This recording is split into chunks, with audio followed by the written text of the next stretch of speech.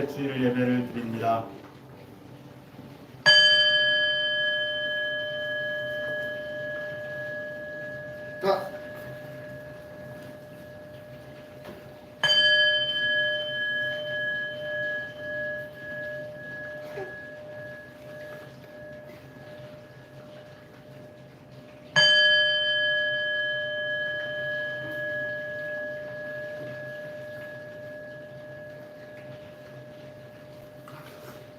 눈물을 흘리며 씨를 뿌리는 사람은 기쁨으로 거둔다. 울며 씨를 뿌리러 나가는 사람은 기쁨으로 단을 가지고 돌아온다. 땅을 빼앗겨 남의 땅에 눈물 흘리며 씨를 뿌립니다. 땅을 찾으려 길 위에 울며 씨를 뿌립니다. 눈물 흘리며 울며 씨 뿌리는 이들이 기쁨을 수확하게 하소서. 땅을 빼앗겨 돌밭에 씨를 뿌리고 땅을 찾으려 길에 씨를 뿌리고 땅을 되찾아도 가시덤불에 씨를 뿌려야 하는 눈물 흘리며 울며 씨 뿌리는 이들이 길가에서 돌밭에서 가시덤불 사이에서 기쁨을 수확하게 하소서. 예수 이름으로 기도합니다. 아멘. 주음성회는 찬양합니다.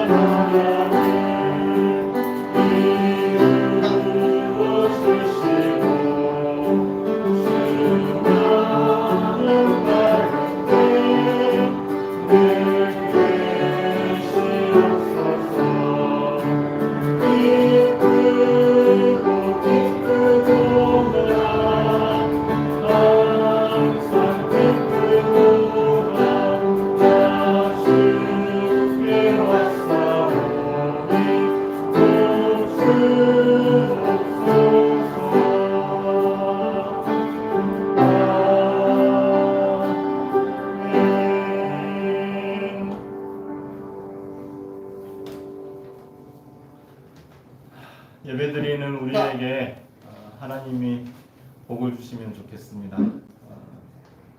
복은 되게 좋은 거잖아요. 그게 뭐든 저는 저에게 또 우리 어른들에게 우리 청소년 청년들에게 하나님의 복이 특별히 예배드리는 시간을 구별해야지 마음먹은 우리 모두에게 하나님의 복이 있으면 좋겠어요. 또 우리 로운이 성하에게 하나님의 복이 있으면 좋겠어요. 로운이 성하가 여기서 그 오고 가는 말들, 노니에게 성아에게 어떤 걸까요? 잘 모르죠. 근데 또 찬찬히 생각해 보면 우리가 사람인데 하나님과 우리가 소통하는 말들을 우리가 잘 이해할까요? 그렇지 않을 거예요, 아마. 듣긴 듣지만 이해한다고 생각하지만 오해하는 것도 있고, 들려도 아예 무슨 말인지 전혀 모르겠는 것도 있고, 그게 우리의 수준이고 어쩌면 아이나 어른이나 평생 우리의 한계일 텐데, 그게 무엇이든 예배드리는 우리 모두에게 하나님의 복이 임하기를 기대합니다. 복을 상상하지 못하는 시간이 있겠죠.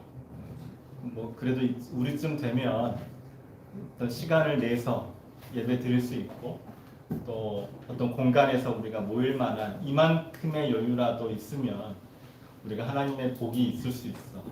이만큼이 복이야 라고 생각할 수 있는데요. 도저히 이 상황에서 이런 건 하나님의 복이라고 생각할 수 없는 사람들이 있겠죠. 아마 기원전 587년에 바빌로니아로 끌려가서 노예가 되었던 유대인들, 바빌로니아에 끌려가서 노예가 되고 페르시아에서 잡혀있는 사람들에게, 그 사람들에게 어쩌면 이렇게 복이 이거는 하나님에게 받은 복이야 이런 상상을 하기 어려울 수도 있죠. 바빌로니아 군대에 끌려가 페르시아 통치를 받던 이들이 뭔가 이거는 좀 우리에게 기회가 돼, 뭔가 이건 우리에게 복이 돼, 이게 최소한의 복의 조건을 가지려면 자기 땅이 있어야 되는 거죠. 어딘가로 끌려가는 게 아니고 징용 가는 게 아니고 식민지 노예로 사는 상태에서는 뭘 하든 거기서 하나님의 복을 우리가 누릴 수는 없겠죠. 내 거가 있어야 돼요. 최소한의 내 거가. 최소한의 내가 딛고 설 만한 땅이 뭔가가 있어야 해요. 저희 둘째 아이가 어렸을 때 제일 많이 했던 말 중에 하나가 뭐였냐면 내 거라는 표현이 있어요. 내 거. 글쎄요, 왜 그 아이에게 이 내 거가 없다는 생각을 했는지는 잘 모르지만 내 거, 이건 내 거, 이게 되게 강했어요. 저 주방에 이제 뒤집개 있잖아요. 뒤집개 장난감을 아주 오랫동안 둘째 아이가 놓지 않았던 게 기억이 나요. 최소한의 뭔가가 있어야 돼요. 내 거가 될 만한 최소한의 뭔가가, 이거는 흔들리지 않는 그거 뭔가가 우리에게 있어야 내가 하나님의 복 중에 있어, 내가 하나님의 복을 기대할 수 있어, 이런 생각을 할 거예요. 그러나 50년 동안 노예로 살고 있는 사람들에게는 그 최소한의 내 거가 없기 때문에 이 최소한의 내 거를 내가 확인하려면 길을 나서야 하는 겁니다. 바빌로니아에 끌려와 있었던 그 상황을 원점으로 돌려야 되는 거죠. 페르시아에 잡혀있는 이 상황을 원점으로 되돌리려면 원래 살던 내 고향으로 가는 것에서 시작이 돼요. 해서 되게 모험이지만 페르시아에서 고향으로 돌아가기를 결행하는 사람들이 있었어요. 근데 그건 너무 위험한 일이거든요. 여행 자체가 옛날에는 되게 위험한 일이었어서 동기가 생겨야 됩니다. 이거 되게 위험한 일이지만 그래도 이거 해야 해, 할 만해, 할 수 있어 라는 동기가 있어야 하니까 이야기가 필요했어요. 내가 지금 고향 땅으로 돌아가는 길을 가기로 마음먹으려면 옛날에 우리 조상들이 모세와 함께 이집트에서 나왔던 적이 있어. 그 역사가 우리의 이야기가 되어야 할 필요가 있는 거예요. 해서 페르시아에 남아있던 사람들이 구약 성경을 지금 편집을 하기 시작해요. 모세가 하나님을 통해 이런 말씀을 들었어. 하나님이 모세에게 이렇게 말씀하셨어. 그래서 모세가 이집트를 탈출해서 약속의 땅으로 가기를 결행했어. 그러면 우리도 모세와 함께 있었던 사람들처럼 여기 페르시아를 떠나서 약속의 땅으로 갈 수 있지 않을까? 그런 마음을 품을 수 있겠죠. 길을 나서 고단한 광야 생활을 통과해야 하는 이들에게 이야기가 필요했습니다. 그래서 옛날 이집트를 빠져나와 광야를 지나 마침내 땅을 차지한 사람들 이야기를 가슴에 새겼습니다. 그때 사람들이 들었던 이야기 중에 갈렙에 관한 이야기도 있었어요. 갈렙은 두려움 없이 앞장서 깃발 같은 역할을 했던 사람이에요. 사람들이 두려워하고 있을 때, 주저하고 있을 때, 아니야, 두려워할 필요 없어. 가자.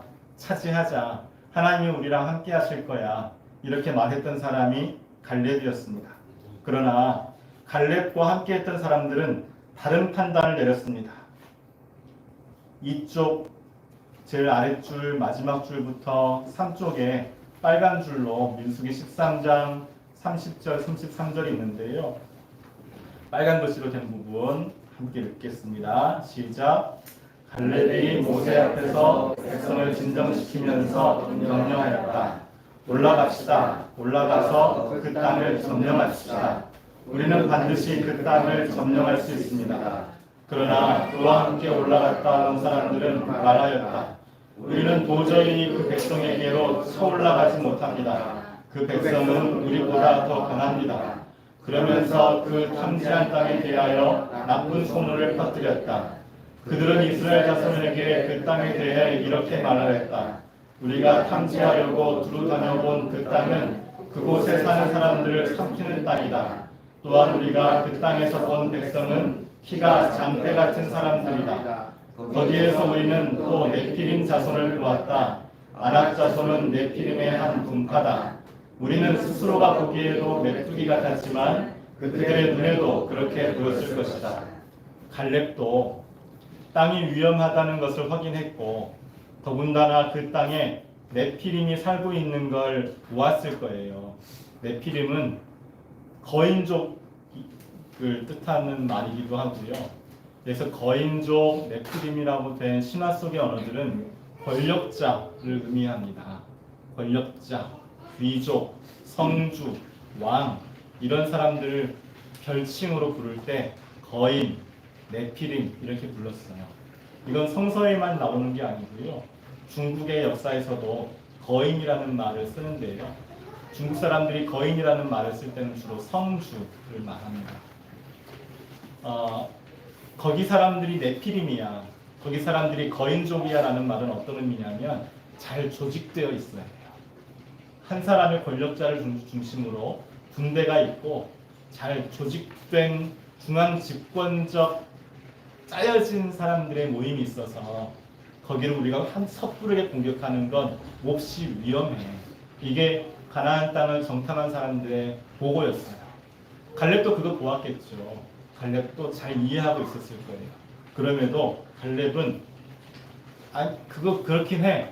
근데 하나님을 계산해야 해. 저쪽이 잘 조직된 건 맞아. 군대가 잘 갖추어져 있는 건 맞아. 근데 우리가 하나님을 계산하면 우리는 좀 메뚜기 같이 우습게 보일지라도 우리가 이길 수 있어. 이게 갈렙의 제안이었어요. 갈렙도 땅이 위험하다는 것을 확인했고 더군다나 그 땅에 네피림이 살고 있는 걸 보았을 겁니다. 이기기 어려운 싸움인 줄 갈렙도 알았겠습니다. 그러나 갈렙은 하나님의 뜻을 우선합니다. 갈렙은 하나님의 능력을 계산합니다. 반면에 두려움에 사로잡힌 다른 사람들이 다수였기에 하나님의 뜻은 무시당하고 하나님의 능력은 증명되지 못했습니다. 안타깝게도 광야에서 40년이 더 지나서야 갈렙이 중요하게 여겼던 하나님의 뜻이 성취되고 갈렙이 확신했던 하나님의 능력이 확인되었습니다. 그리고 40년 동안 갈렙만 살아남고요. 함께 정탐했던 다른 사람들은 광야에서 다 죽어버렸어요. 이 갈렙이 40년 이후에도 약속의 땅을 쟁취하는데 갈렙이 차지한 땅, 갈렙이 받은 땅 되게 신실하게 광야 생활을 지나왔고 하나님의 뜻, 하나님의 능력을 신뢰했다면 우리가 기대하기로는 예상하기로는 갈렙이 괜찮은 땅을 얻어야 되는 거잖아요. 좋은 땅을 받아야 하는 거잖아요. 근데 우리가 성경에서 읽을 때 갈렙이 요구하는 땅은 뭐라고 표현되어 있냐면 산이라고 표현되어 있어요. 이 산지를 나에게 주십시오. 과거에 우리에게 약속하셨던, 우리 지파에게 약속하셨던 땅을 나에게 주십시오. 그런데 그 땅이 어떤 땅이냐면 산이에요. 나에게 산지를 주십시오. 옛날에 우리에게 약속하셨던 이 산지를 나에게 주십시오라고 갈렙이 말해요. 땅을 정복한 후에 갈렙이 분배받은 땅은 산이었습니다. 산은 농사짓기에 썩 적합하지 않지요. 산은 강이 흐르는 땅이 아니니까요. 산은 강이 시작되는 곳이지 농업용수가 넉넉한 하류 평야는 아닙니다. 우리가 창세기에서도 강이 시작되는 땅이 나옵니다. 강이 시작되는 땅이 어디였냐면 에덴이었어요. 창세기 제일 앞에 에덴이 나오잖아요. 에덴에서 비손, 기혼, 히데겔, 유브라데라는 강이 에덴에서 시작이 되었다라고 표현되어 있어요. 우리가 짐작할 수 있습니다. 에덴 역시 산이었다는 걸 짐작할 수가 있어요. 강의 시온이라는 건 강의 제일 상류라는 거잖아요. 제일 상류의 땅의 상황은 그렇게 사람이 살기에 좋은 곳은 아니에요. 그냥 강의 시작일 뿐이지. 강의 시작이어서 되게 신성한 느낌이 줄 뿐이지 사람들이 살기에 썩 좋은 곳은 아닙니다. 산은 강이 시작될 수 있지만 강이 넓게 흐르는 곳은 아니어서 사람이 농사를 짓고 모여 살고 어떤 세력을 이루기에 좋은 땅이 아닙니다. 산지는 농지로서 적합하지 않습니다. 그럼에도 갈렙은 산지를 구합니다. 산에서도 농사를 지을 수 있다고 믿었습니다. 땅을 흐르는 강은 없지만 하늘에서 내리는 비를 믿었습니다. 삼쪽 제일 하단인데요. 신명기 11장 13절부터 15절 함께 읽겠습니다. 시작. 당신들이 오늘 내가 당신들에게 명하는 그의 명령들을 착실히 듣고 주 당신들의 하나님을 사랑하며 온 마음과 정성을 다하여 주님을 섬기면 주님께서 당신들 땅에 가을비와 봄비를 철따라 내려주셔서 당신들이 곡식과 포도주와 기름을 거두게 하실 것이며 들에는 당신들의 가축이 먹을 풀을 자라게 하여 주실 것이며 그리하여 당신들은 배불리 먹고 살 것입니다. 유프라테스 강 같은 나일강 같은 평야에서 노예 생활하기보다 하늘에서 내리는 비에 의지해 천수답 일구는 자유민으로 살고 싶은 이들에게 하나님이 오셨습니다. 하나님의 이름 중에 임마누엘이라는 이름이 있잖아요. 하나님이 나와 함께 하십니다. 우리와 함께 하신 하나님, 이게 임마누엘인데 하나님은 누구와 함께 하시냐면 넓은 땅에서 세력을 이루고 거기가 혹 노예 생활일지라도 풍족한 삶을 추구하는 사람보다는 내가 비록 척박한 곳에 산다고 하더라도 인간의 존엄함을 지키고 자유민으로 살고 싶어 그 자유민으로 살기를 결행하는 사람들과 함께 하시는 하나님이 우리 하나님이십니다. 하나님은 땅이 없으나 땅을 찾는 이들과 함께 하십니다. 주님이 주신 땅으로 찬양합니다.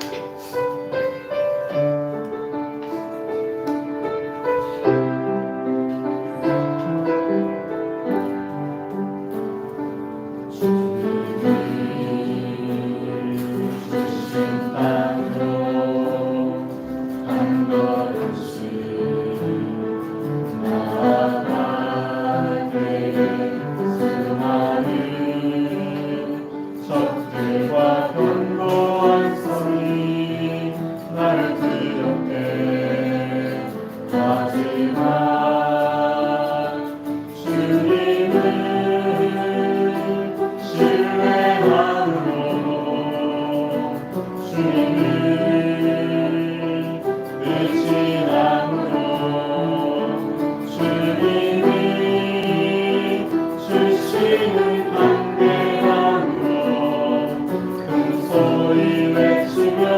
나아가는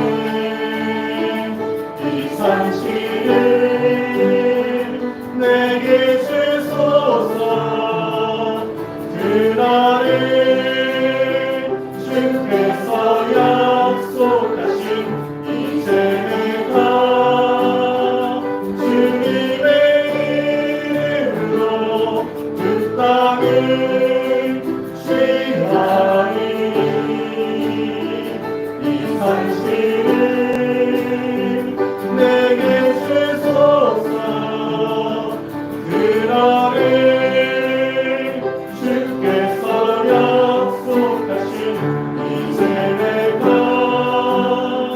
주님의 이름으로 그 땅을 취하리니.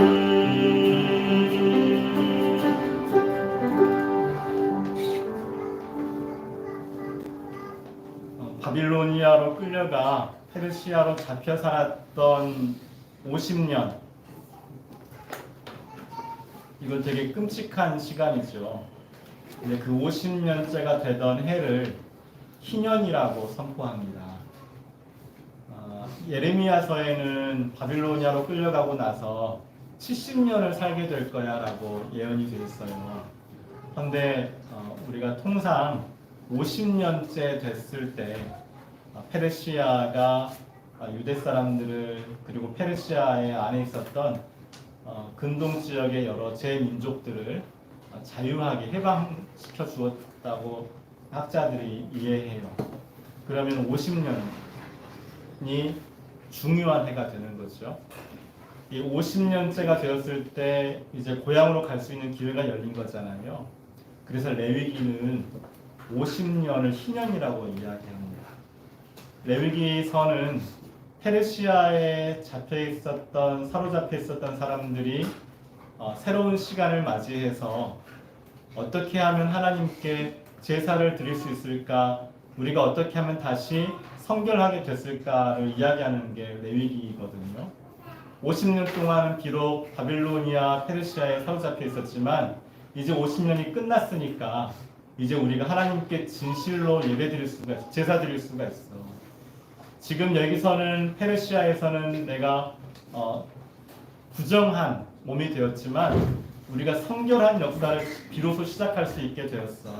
이게 레위기의 선언이에요. 레위기 끝 무렵에는 그래서 희년이라는 제도가 나와요. 땅을 잃어버린 사람도, 땅을 빼앗긴 사람도 50년째가 되었을 때는 그 땅을 다시 복구할 수 있어. 회복할 수 있어. 그 땅을 다시 차지할 수 있어. 이게 희년이라는 시스템, 희년 사상입니다. 남의 땅에서 50년을 살았던 슬픔이 가료되어 기쁨이 되었겠죠. 국가와 국가 간에, 개인과 개인 간에 기울어졌던 토지 소유로 인한 불평등을 50년째마다 평등하게 조정하자는 제안이 희년 사상인데, 이 희년 사상이 현실이 된다면 땅을 잃었던 사람들, 땅을 빼앗겼던 사람들, 징용으로 끌려온 사람들한테는 이건 너무 기쁜 일이죠. 실제로 이 희년이라는 말 뜻이요, 기쁨을 뜻하는 말이에요. 우리 한자로는 복희자를 썼는데 복된 해라는 뜻인데요. 여하간 희년은 기쁜 시간입니다.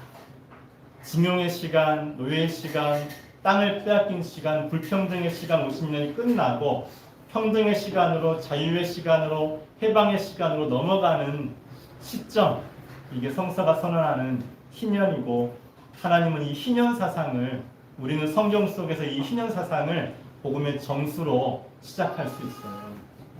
레위기 25장 41절부터 42절인데요. 5쪽에 붉은 글씨로 되어 있습니다. 함께 읽겠습니다. 시작. 희년이 되면 그가 자식들과 함께 너희를 떠나 자기 가족이 있는 조상에게서 받은 유산의 땅으로 돌아가도록 하여야 한다. 그들은 내가 이집트 땅에서 이끌어낸 나의 품꾼이므로 너희가 그들을 조선으로 팔 수 없다. 불평등 때문에 슬퍼하던 이들이 50년째 해가 되면 기쁨을 누려야 한다는 게 하나님의 설계하신 세상의 작동 원리입니다. 항상 세상이 평등하지는 않을 거잖아요. 우리가 아는 대로 세상은 항상 좋지만은 않습니다. 하나님은 항상 좋지 않을 수 있는데 적어도 50년째가 되었을 때는 우리 다시 한번 이거 점검하자. 다시 세상을 조정하자. 이게 하나님의 아이디어예요. 이게 하나님의 설계하신 세상이에요. 그래서 50년째엔 대토지 소유자가 아니더라도 다른 나라의 땅을 빼앗겨 징용된 식민지 백성이라도 기뻐하도록 하는 게 하나님의 뜻입니다. 시사편 7절인데요. 이 마음에 심어주신 당신의 기쁨, 곡식이다, 포도주다, 흉년에 흥겨운 저들의 기쁨보다 크옵니다. 성서에서 기쁨은 희년을 전제해요. 비록 내가 노예였지만, 비록 내가 징용살이하고 있었지만, 그 옛날에는 땅이 있는 사람만 부유한 풍성한 기쁨을 누렸지만 하나님이 나에게 기쁨을 주셔. 하나님이 나에게 주시는 기쁨이 진짜 기쁨이야. 이 시인의 고백이에요. 사람들 사는 세상에서 온갖 일들이 벌어집니다. 그중 가장 끔찍한 일은 전쟁입니다.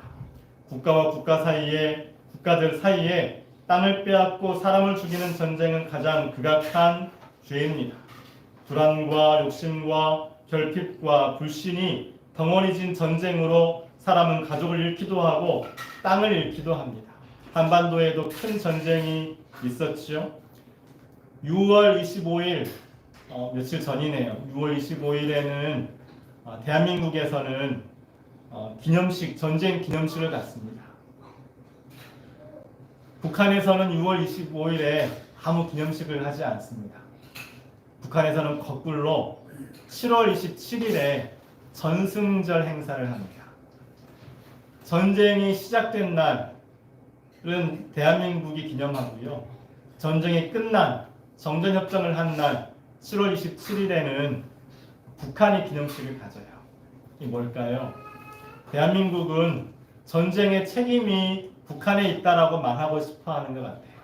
6월 25일에 기념식을 갖습니다. 북한은 미국이 유엔군이 북한 영토 전체를 올라갔었잖아요. 끌고 올라갔어서. 근데 그 영토를 사실상 다 빼앗겼다가 미국에게 빼앗겼다가 다시 본래 영토를 되찾은 거죠. 해서 북한 입장에서도 6.25가 승리한 전쟁이라고 해석하는 것 같아요.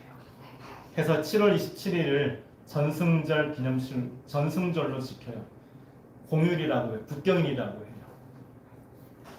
생각이 다르죠.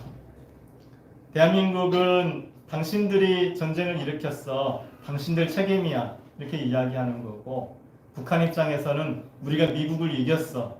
라고 이야기하는 게 한국 전쟁에 대한 서로 다른 해석입니다. 근데 그게 뭐가 중요합니까? 중요한 건 우리가 사는 땅이 분단되어 있다는 거가 제일 중요한 거죠. 이게 제일 문제 상황인 거죠. 이 분단을 어떻게 해석하고 분단을 어떻게 극복하느냐가 중요한 것이지, 전쟁이 누구 때문에 일어나고 전쟁의 성과가 있었고 이거는 전혀 중요한 이야기가 사실은 아니죠.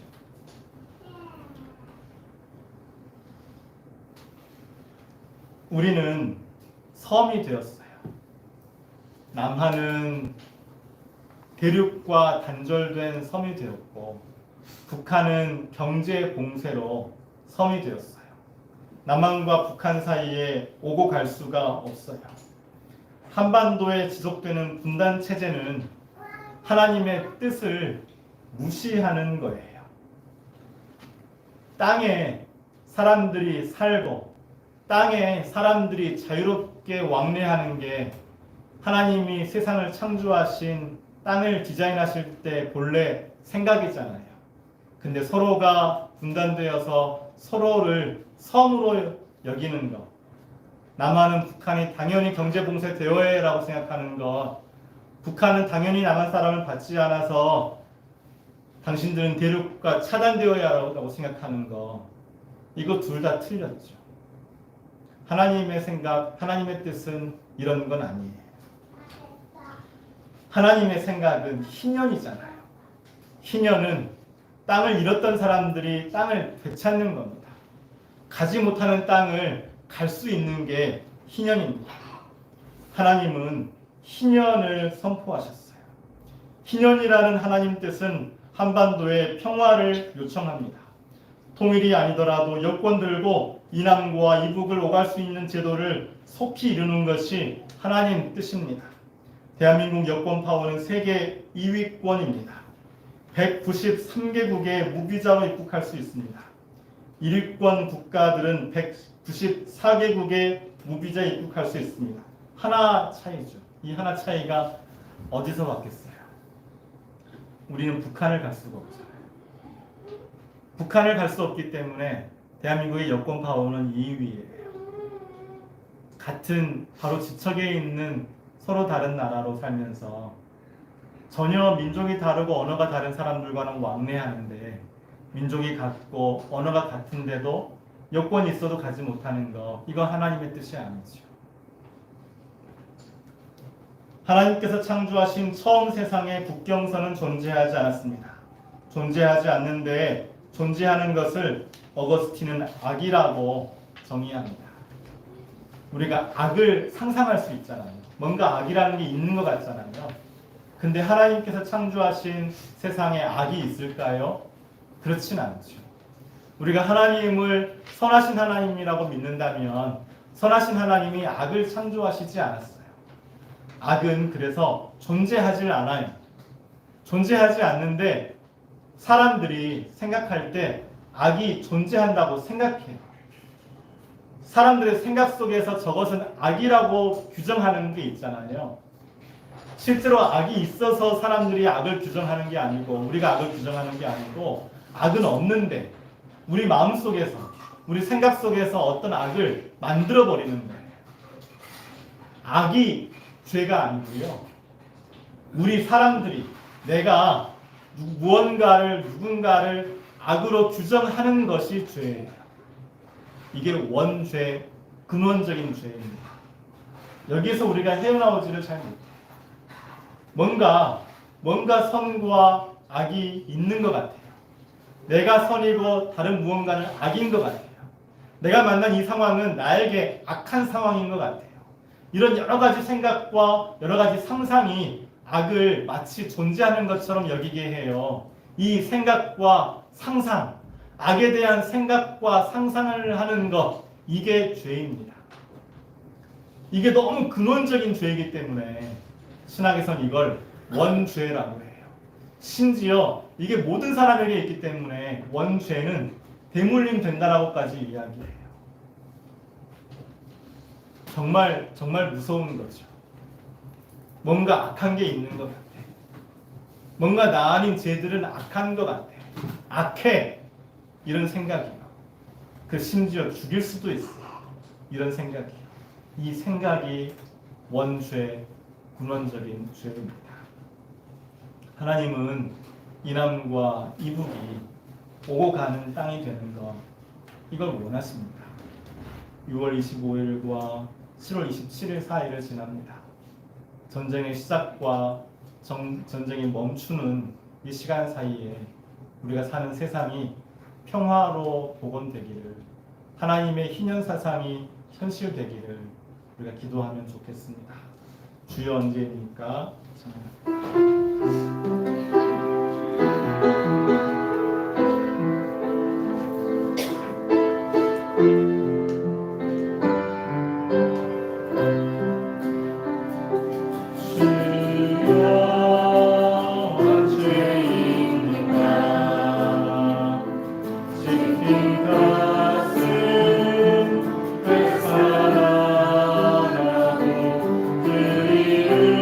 영생 없이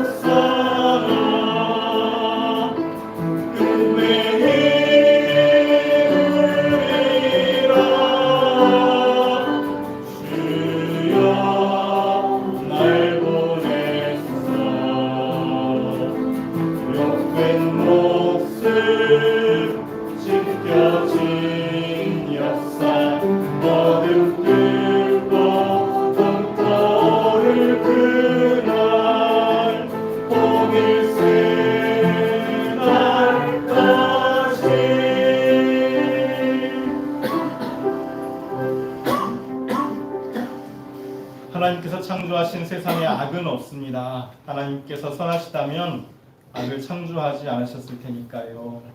하나님께서 창조하신 게 아닌데 우리는 악을 경험합니다. 선하지 않은 무언가가 있는 것만 같습니다. 존재하지 않는 것을 우리는 경험합니다. 존재하지 않는데 존재하는 것이 악이라고 어거스틴은 정의했습니다. 없는 데 있는 것, 이런 모순이 악입니다. 사람이 무언가를 악으로 경험하는 것이 원죄입니다. 선과 악을 구분하는 근원적 습성이 죄입니다. 이남과 이북이 스스로를 선으로 타자를 악으로 구분하는 것은 죄입니다. 이성애자가 동성애자를 악으로 구분한다면 죄입니다. 선주민이 이주민을 악으로 구분한다면 죄입니다. 누군가를 나와 다른 이방인으로 구분하는 모든 것이 죄입니다. 이방인이라는 말 우리가 일상 속에서 많이 쓰진 않는데요. 우리가 이방인이라는 개념을 알고 있죠. 정체성이 나와 다른 존재이죠. 이걸 이방인이라고 이야기합니다. 여러분 잘 아시는 헤로도토스라는 역사가가 있었잖아요. 기원전 400년쯤에 살았던 역사의 두 번째 그분이 쓴 책이 역사라는 책이 있는데요. 그 역사라는 책 두 번째 문장이 이렇습니다. 그리스인이나 이방인이 이룩한 위대하고 놀라운 업적이라는 표현이 있어요. 그러니까 역사, 본인이 쓰는 헤로도토스가 쓴 역사는 어떤 거냐면 그리스인이나 이방인이 이룩한 위대하고 놀라운 업적의 역사야라고 이야기하고 싶은 것 같아요. 헤로도토스는 그리스인이 아닌 사람을 이방인이라고 구분합니다. 우리가 읽는 신약 성경에서는요, 유대인이 아닌 사람을 이방인이라고 이야기합니다. 헤로도토스에게는 유대인이 이방인이고요. 신약 성경에서는 특히 바울에게는 그리스 세계의 사람들이 이방인입니다. 이방인은 뭔가 정해져 있는 게 아니고요. 어느 자리에서 보느냐에 따라서 사람의 성격, 사람의 정체성이 결정되는 거죠. 모든 사람은 그래서 누군가에게 이방인입니다. 저도 누군가에게 이방인이겠죠. 누군가를 나와 구분된 이방인으로 여기는 것, 이방인의 존재, 이방인의 습성, 이방인의 관습을 악으로 규정하는 것이 우리의 근원적인 죄, 원죄입니다. 이성애자는 동성애자를 이방인으로 여기기가 쉽죠. 선주민은 이주민과 난민을 이방인으로 여기기가 쉽죠. 남한 사람은 북한 사람을 이방인으로 여기기 쉽죠. 거꾸로도 마찬가지고요. 모든 사람은 누군가에게 이방인이 될 가능성이 높아요. 그런데 이 이방인이라는 거 개념이에요. 그냥 상상 속의 말인 거예요. 정해진 말이 아니고요. 자꾸 우리는 이방인이 존재하고 이런 이방인이 있고 그런 어떤 이방인의 습성과 이방인이 가지고 쌓은 관습을 저거 이상해, 저거 악이야 라고 생각하고 싶어 해요. 그래야 뭔가 안심이 되는 것 같아요.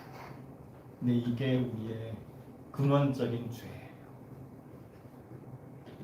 로마서는 이방인과 유대인이 예수를 그리스도라 믿음으로 하나가 되었다고 선언합니다. 우리가 너무 잘 알고 있죠. 전통교회 우리 교회들이 그리스도를 믿음으로 구원받아 그리스도를 믿음으로 우리가 의인이 되었다라고 이야기해요. 로마서가 믿음으로 의인이 되었다라고 할 때 맥락을 살펴봐야 되는데 그 맥락은 뭐냐면 유대인과 이방인이 이방인과 유대인이 그리스도를 믿음으로 하나가 되었다는 거예요. 유대인과 이방인 사이에 단절이 없다는 거예요. 로마서의 핵심 결론은 믿음은 원인이에요. 결론은 하나됨이에요. 이방인과 유대인이 하나가 되었다는 게 바울이 로마서에서 말하고자 하는 결론이에요. 믿음은 도구이고 믿음은 원인이고 믿음은 시작이지 믿음 자체가 목적은 아니에요. 이방인이 있다면 내가 그 이방인과 하나야. 이걸 믿는 거예요. 이걸 믿는 사람이 하나님 보시기에 정의로운 사람, 의로운 사람이라는 게 바울이 쓴 로마서의 핵심 사상이에요.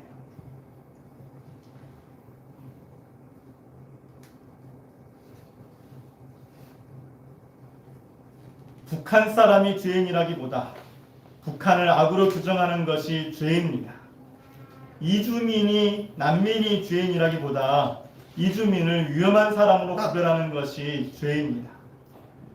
장애는 죄가 아니지만 다른 사람이든 자기 자신이든 장애를 문제 상태로 판단하는 건 죄가 됩니다. 동성애가 죄가 아니라 동성애를 죄라 정죄하는 이성애자가 죄입니다. 부유함은 죄가 아니지만 부를 자신의 능력 때문이라 착각하거나 가난을 개인의 무능파수로 업신여긴다면 죄가 됩니다. 가난은 죄가 아니지만 가난한 사람이 스스로를 열등한 존재라 오해하는 건 죄입니다. 사람은 제각각 고유한 지문을 갖듯 누구나 고유한 존재입니다. 누구도 이방인이 되어서는 안 됩니다. 이방인은 없다. 이방인은 존재하지 않는다. 이방인은 있는 것이 아니라는 깨달음. 모든 사람이 하나라는 믿음으로 사람은 의인이 되고 구원받아요. 그 사람들이 모여서 하나님의 나라를 세워요. 이게 우리의 믿음이에요. 내가 무언가를 나 혼자 죄를 지을 수 없어요. 사람은 독자적으로 죄를 지을 수가 없어요. 사람이 죄를 짓는 건 관계 속에서 죄를 짓습니다. 여러분, 제가 제일 좀 거슬리는 표현이 뭐냐면 옛날 나온 책 제목이에요. 아무도 없을 때 당신은 누구인가? 언뜻 들으면 나의 성결, 나의 거룩함을 유지하는 거, 혼자서도 그걸 해야 해. 이게 하나님의 뜻이야. 되게 좋은 말처럼 들려요. 근데 혼자 있을 때 뭘 하느냐는 하나도 중요하지 않아요. 그건 윤리적으로 판단할 수 있는 성질이 아니에요. 혼자 있을 때 무슨 생각을 하는지, 뭘 하는지, 그거는 종교적으로 판단할 성질의 것이 아니에요. 내 죄는 뭐냐면 다른 사람과 관계 속에서 일어나는 거예요. 다른 존재를, 다른 사람을, 다른 사물을, 자연을, 생명을 어떻게 내가 생각하는가, 어떻게 관계를 맺는가, 이게 훨씬 중요해요.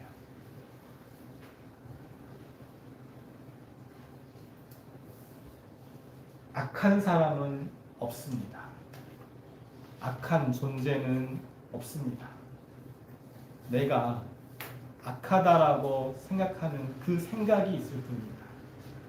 내가 악하다라고 판단하는 그 논리가 있을 뿐입니다.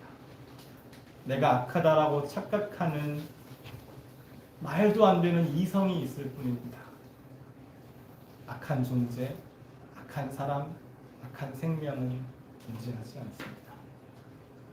우리가 생각하는 모든 이방인, 북한 사람이든 동성애자든 이주민이든 난민이든 장애인이든 그 사람이 누구이든 그 사람, 목사이든 그 사람 나에게 이방인 같은 존재일 수 있지만 그와 내가 그리스도를 믿음으로 하나가 되었어라는 깨달음으로 우리는 의로운 사람이 되어갑니다.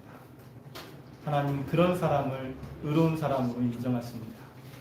그리고 그 믿음으로 이방인과 내가 하나라는 믿음으로 우리는 구원받습니다. 그것이 은혜입니다. 내용은 지청이고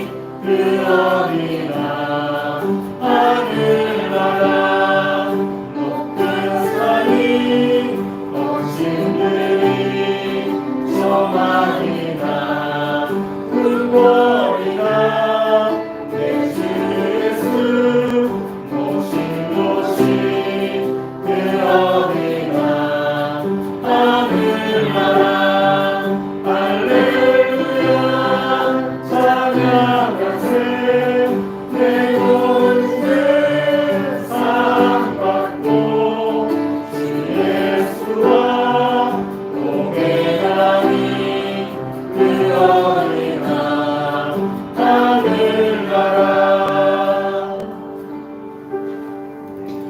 오늘 레위기서도 읽었고요, 또 시편도 읽었고, 민수기도 읽었고요, 로마서도 소개했고요, 여러 성경 읽고 소개했습니다. 그 말씀 중에 나에게 미치는 단어, 문장이 있다면 그 단어와 문장을 잡고 기도하시겠습니다. 피아노 반주를 따라 각자 기도하실 때 하나님 나에게 말씀해 주십시오. 내 안에 내가 의로운 사람으로 하나님께 인정받게 해주십시오. 우리 모두가 하나라는 믿음으로 구원받게 해주십시오. 말씀을 따라 각자 기도하실게요.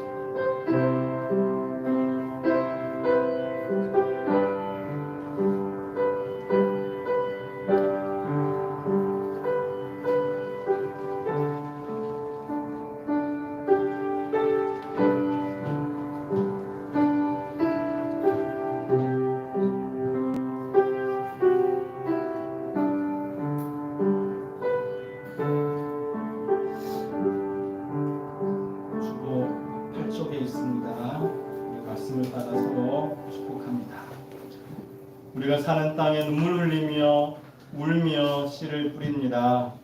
울며 씨 뿌리는 이들이 기쁨을 수확하게 하소서. 땅에 사는 동안 노예로 살지 않고 자유를 누리게 하소서. 가난한 우리를 자유케 하소서. 이남과 이북이 자유롭게 오가게 하소서. 우리는 모두 누군가에게 이방인입니다.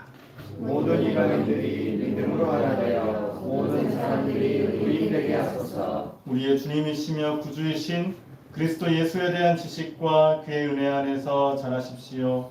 이제도 영원한 날까지도 영광이 주님께 있기를 빕니다. 아멘.